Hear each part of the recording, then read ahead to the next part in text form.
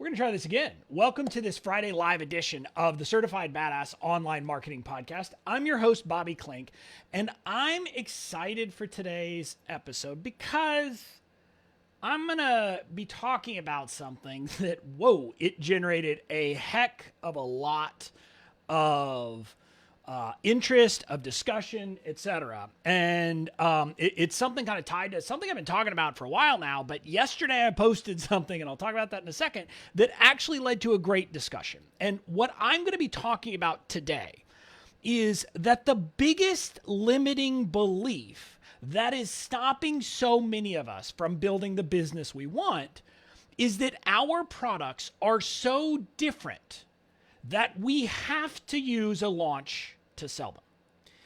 I'm going to dive into this and I'm going to talk about it, and we're really going to kind of dive into why I believe that's incorrect. And I'm going to use some examples, and we're going to have some discussion. And I mean for this, as everything else I do, to be something that cultivates a discussion and has people thinking. I don't purport to know everything. I don't purport to be a genius. Now, I'll be honest, I believe that I'm right. Everything I say, everything I talk about, I'm saying from my heart. I'm saying it because I believe it. I'm not saying it to be a jerk. I'm not saying it to create controversy. I'm saying it because it's what I truly believe. But I recognize that I might be wrong. So what I am going to do in this episode, like I do in every episode, or try to do in every episode, is give you my best effort to help you understand why it is I believe that it is just a limiting belief to think that our products are so different that we have to use a launch. So that's what we're going to be talking about. Now, before I dive in, I'm going to make a pitch again for you to join me at my virtual event, Badass Online Marketing Live. It's happening in December. It is a 3-day virtual event. We're diving into all of these things. My approach to business, which I'm going to be very honest, is very different from what a lot of the other people are teaching. And again, it's not for everybody, and that's okay. But what I'll tell you is that I believe I'm right, and I'm going to be teaching people from the heart. I'm going to be teaching everything that I've got, and we're going to be making a huge announcement of something that's coming December 6th. So that's what's going to be happening at the event. If you're interested, you can find out by heading over to bobbyklink.com/bomblive. Again, bobbyklink.com/bomblive, where you can learn about the event. And Bomb Live is BOM Live, because Badass Online Marketing Live. So you can learn what we're going to be talking about at the event. But with that, I'm going to dive into today's episode. And I'm going to start by saying I stepped in it yesterday, or maybe I did. I don't know. I posted this funny post because I'm taking part in a 2-day mastermind with a bunch of other online marketers. And I want to be clear. I don't use the word online marketers as a slur, as anything bad. I proudly say I'm an online marketer. In my view, I did an episode a while back where I said, look, we're all marketers. That's what we are when you start one of these businesses. I'm no longer a lawyer. Yes, I'm a lawyer, but my legal template business is an online marketing business. Fundamentally, that's what it is. And I wear that as a badge of honor. And so I was in this event, and as I think a lot of you know, many people in the space are talking about launching. That's how they believe that you should sell your product. And so there's a lot of discussion about that, and some things of suggesting it was kind of the only way, or the best way, et cetera. And if you've listened to me much, I don't tend to believe that. But I didn't say anything. It's not my pool. It's not my place to say that in someone else's community. I'm very open about that. I recognize that, and I'm careful about that. But I posted this funny little thing. It was just meant to be a joke. A picture of me with tape over my mouth saying, I think I'm going to need this to stay out of trouble. And, commenting that, to keep me from saying something like that, I might need some tape. And it led to, again, it was meant to just be funny. But it led to some really kind of, I believe, meaningful discussions, and I think it upset some people. And I want to be clear, I didn't mean to upset anyone. If I upset someone who saw that, I apologize that you feel upset. If I did something inappropriate, if I stepped over the line somehow, I apologize for that. I've looked back, I don't think I did. I was defending my positions and the things I believe. But I simply, it was not meant to cause any upset. But what became clear is that the notion of suggesting that a launch is not the best and the default position we should all be taking in the online space is something that's going to ruffle feathers. And I kind of knew that. I mean, I've been talking about it for a while now, so I was kind of surprised that all of a sudden this one little post that was supposed to be fun, and I'm pretty sure wasn't nearly as bad as things I've said in this podcast before, kind of got this big thing. But I think as of now, there are 65 comments. So, I mean, it has gotten a lot of attention. And I want to talk about my belief. And one of the things that I've said and that I've always talked about is when I'm saying that I don't believe a launch is the best way to do it, part of what I do is I say, I look at what the other businesses do. And I use Apple as an example. And people get fixated on Apple when I do it. I use Apple simply because we kind of know what happens with Apple. They create products that people believe are irresistible. And once people get hooked on Apple, they will just keep coming back. I mean, I'm a perfect example. I think the first Apple product I got was an iPhone. My house now has an iPhone. It has an iMac is what I'm recording this on right now. I've got like 5 iPads. I've got my daughter's now using my old MacBook Air, and I use a MacBook Pro as kind of my other thing. So we are Apple people. And I simply have said, I want that kind of business. And I don't mean a tech business or anything like that. I want a kind of business where when I put something out there, people say, I want it. And they're willing to wait in line. They're willing to do all of those things. And so I do truly believe this. Apple does that because they have a pulse on what their people want. So they're creating products that are irresistible to people, that people are like, yes, I got to have that. I want it. They don't do things like saying, well, you can only buy it during this 2-week period 3 times a year, which is kind of our standard thing in the online space. And so that's what I use. I use that as an example, and I say, well, they're not doing that, so why are we doing that? And I look not just at Apple. I look at my local restaurant. I look at all of the service industries. I go back to the days of I just know in my legal practice, the law firms that were the most successful were the ones that were they just spent their time doing things differently. They built a reputation. They did all these things so people wanted to work with them. And so that's kind of what I think about. And anytime I bring up Apple or any business outside of the online space, here's what I hear. Well, yeah, but our products are different because they're information products and it's just a different thing. You've got to create the excitement. You've got to create all that. And you say all that. Now, this is what I believe is kind of the core limiting belief. It's something that, and I want to be clear, I believe people who are teaching us this believe it to their core. I don't believe that someone is trying to pull the wool over our eyes. I just think it's become a limiting belief that's pervasive in the space. Now, I could talk about examples of where I sell stuff all the time, which are digital products, which have no funnels, which have no urgency, which have no scarcity. Yes, sometimes I add some promos to give people an extra bump. But people can come to my website and buy my legal templates, buy my $1,000 legal product any day of the week and twice on Sunday, and they do. So I could use that, but I get people say, well, okay, whatever. And Bobby, you're just crazy. I don't want to listen to you. So I'm not going to do that. Instead, I'm going to talk about the most prevalent information product in the world. Books. Now, yes, when a book comes out, it's launched. But once it's launched, you can go and buy it any day of the week and twice on Sunday.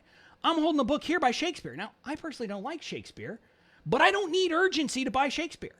I got a book here, The Federalist Papers. You can tell I've read it once or twice. It is like a book all about our Constitution and our founding, and I've read it. And this is a very dense book. Or I could bring up Maya Angelou, or Angelou, I don't know how you pronounce her name, and her poetry. And I could talk about all of these different books, and I would simply point out that people are buying books all the time. So if books, the quintessential information product, can be sold without kind of these limited card open launch periods, I'm simply going to say to you that we can sell our products that way too. Now, I'm not saying it's always going to be easy.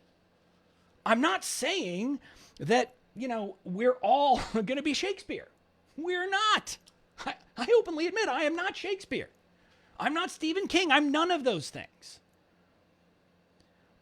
but it's not the nature of the product that requires us to launch. Because again, I could point to examples of where people in kind of a product space are doing the same kinds of things. And we kind of see it, and, we don't really like it when they're doing it. We like it when people have a product that that just speaks to our heart, that we say, I've got to have that thing. It's so stinking good. And so when I'm talking about launches and that we don't need to be launching and that doesn't have to be the default. And again, in the post or not in the post, but in the comments in it, I said there are cases where, yes, it makes sense to launch. If you're going to go, if you've decided that what your students need is like an immersive experience where you're there all the time, every day for months on end, that is not sustainable. Like, we couldn't do that all the time. So yes, you're going to have a limited open and closed cart period. But I say that's the exception, not the rule. I say, why don't we, instead of saying we're going to use urgency and scarcity as the way to sell our products, that instead we tune our products to serve our customers in a way that they will come and buy them without urgency, without scarcity, without any of that. And I don't mind if you do promos. I do promos. In August, I did 3 at a time. That's fine. But it's like a little, hey, here's something extra if you want to come buy from me now. And I think what I want to get through to you is that these are the things that I think we ought to be asking ourselves. And I made this point in part of the discussion because people point out there are much more successful entrepreneurs than me who are teaching the launch model. I grant that. I will not question that. But what I'll tell you is this: there are much more successful businesses than any of the online entrepreneurs who aren't using the launch model. So, we could go down that forever. And what I've said to people is, I'm looking at this not in terms of a year or 2 years. I'm looking at this in terms of decades. What are the businesses that we know, that we love, that have been here for decades and stand the test of time? What are they doing?